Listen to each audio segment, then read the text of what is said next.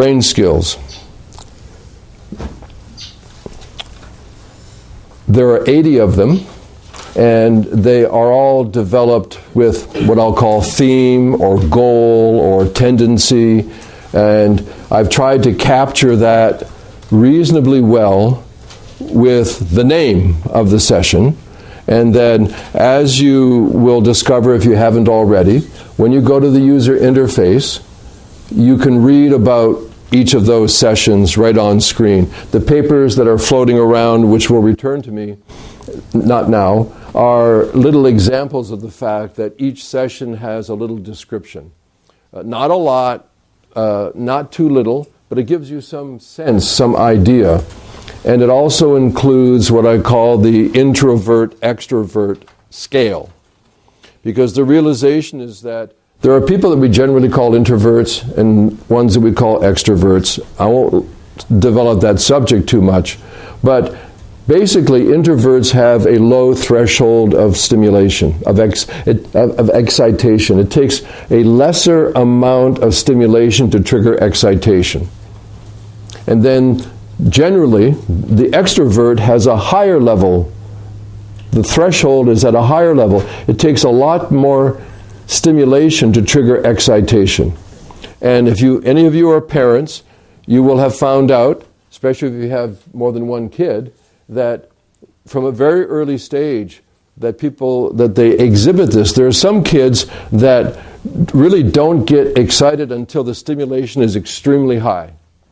That's fun. It doesn't start to become fun until they're doing skateboards off the wall in the living room.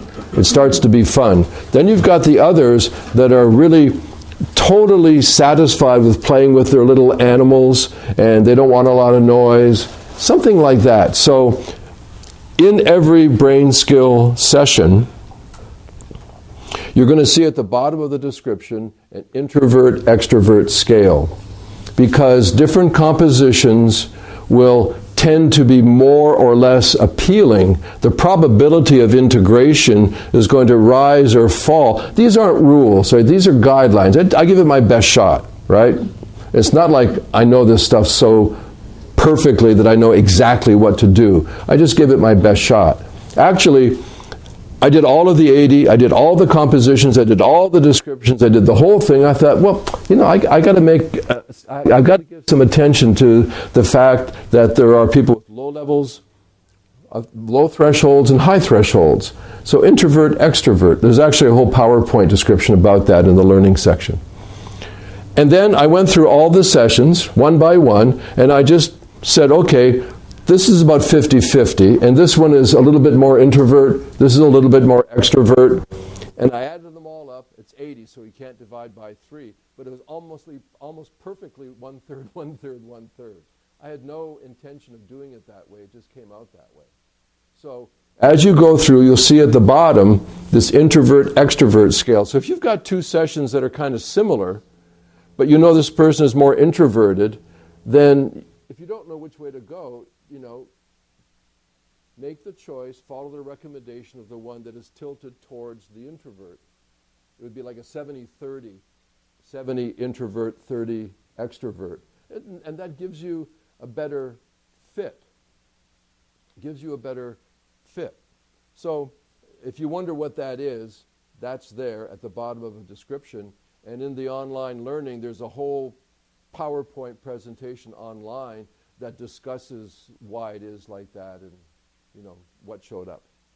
So that's that bit.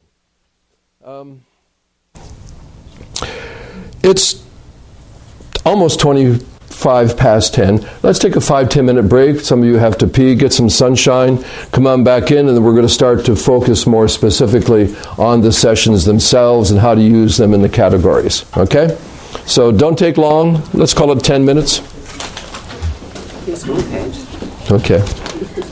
And, when you have a chance, just bring the pages up here.